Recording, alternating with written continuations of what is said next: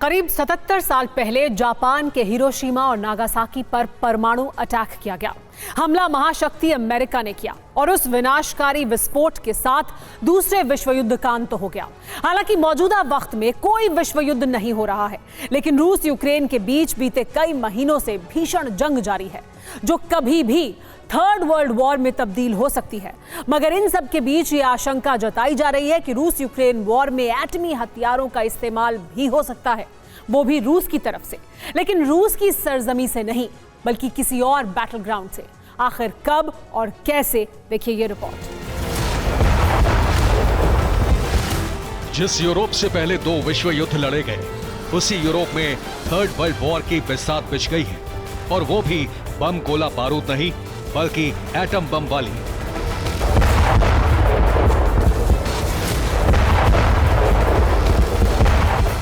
जिसे जंग का सबसे विनाशक हथियार माना जाता है।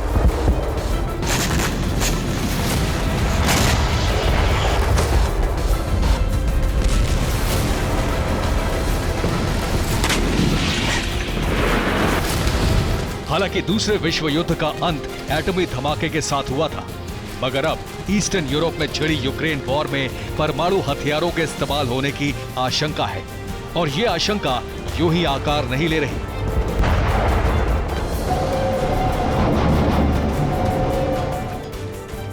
दरअसल एक रिपोर्ट में इस बात का खुलासा हुआ है कि रूस यूक्रेन युद्ध में अब किसी भी वक्त एटमी जखीरे का इस्तेमाल हो सकता है, जिसका मतलब ये कि लाखों लोगों की मौत, बेहिसाब तबाही।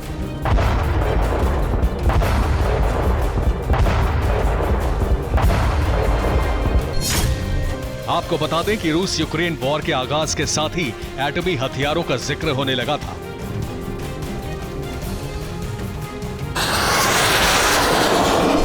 प्रेसिडेंट पुतिन समेत रूस के रक्षा मंत्री तक ने कई बार कहा कि अगर जरूरत पड़ी तो रूस परमाणु हथियारों के इस्तेमाल से झिझकेगा नहीं। लेकिन एक अंग्रेजी अखबार में रिपोर्ट छापी गई है जिसमें जिक्र किया गया है कि रूस यूक्रेन वॉर में परमाणु हथियारों का इस्तेमाल हो सकता है। बेलारूस के फाइटर जेट्स एटमी मिसाइल से लैस किए जाएंगे। रूसी डिफेंस छोटे न्यूक्लियर वॉरहेड का इस्तेमाल कर सकता है।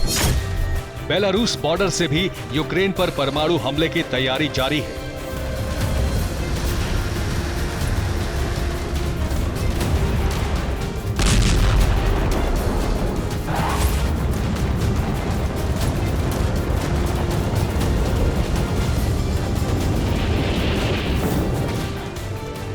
रिपोर्ट में दावा किया गया है कि बेलारूस के वॉर प्लेन को रूस एटमी मिसाइलों से लैस करेगा।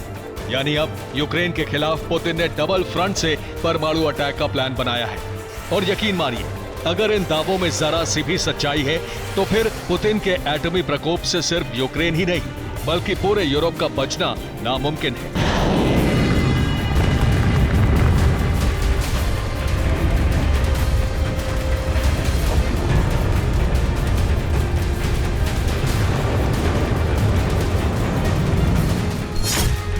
क्योंकि रूस पहले ही ये वार्निंग दे चुका है कि जो भी मुल्क यूक्रेन के साथ खड़ा है, उसकी सैन्य मदद कर रहा है, उसे पुतिन नहीं बख्शने वाले।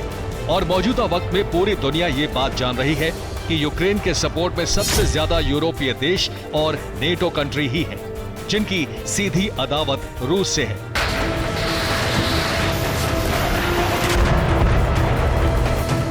रूस सिर्फ बेलारूस के आसमानी जंगबाजों को ही न्यूक्लियर हथियारों से लैस नहीं कर रहा, बल्कि रूसी डिफेंस एक साथ कई फ्रंट पर एटमी अटैक का प्लान बना रहा है, जो बेहद ही विस्फोटक और विनाशकारी है।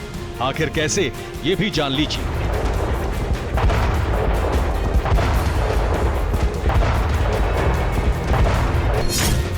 प्रेसिडेंट पुतिन की एटमी तैयारी नंबर 1, लंबी दूरी तक मार करने वाली साटन 2 मिसाइल तैयार। प्रेसिडेंट पुतिन की एटमी तैयारी नंबर 2, यूक्रेन बॉर्डर के पास रूस की न्यूक्लियर मिसाइलें तैनात। प्रेसिडेंट पुतिन की एटमी तैयारी नंबर 3, नॉर्थ अटलांटिक सागर में परमाणु सबमरीन की तैनाती।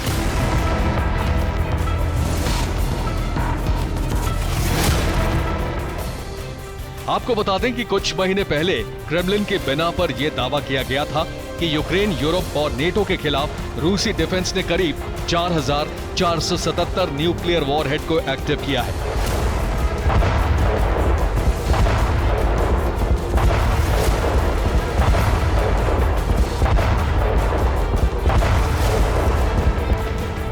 यूक्रेन और यूरोप बॉर्डर के पास एटमी वेपन्स की तैनाती भी की गई है, लेकिन इसके बाद अमेरिकी रक्षा मुख्यालय पेंटागन से भी एक रिपोर्ट जारी की गई थी, जिसमें यह बताया गया था कि पुतिन की आक्रामक तैयारी के खिलाफ अमेरिका ने भी जोरदार मोर्चाबंदी की है।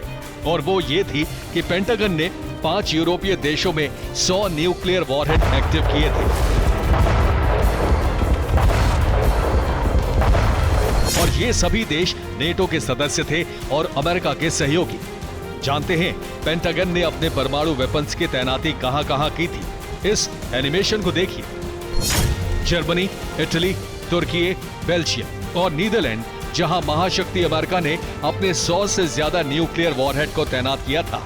इतना ही नहीं, सुपर पावर ने अपने सहयोगी यूरोपीय देशों से अपने अपने परमाणु जखीरे को अपग्रेड करने के लिए भी कहा था।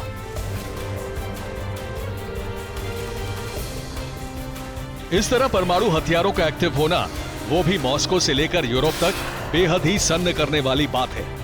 मगर इससे यह भी साफ हो चुका है कि रूस हो या फिर अमेरिका, हर किसी ने अपने एटमी हथियारों का टारगेट फिक्स कर दिया है।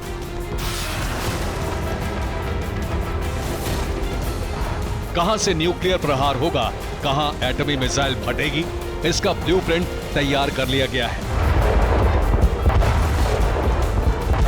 इंतजार है तो सिर्फ एक चिंगारी का।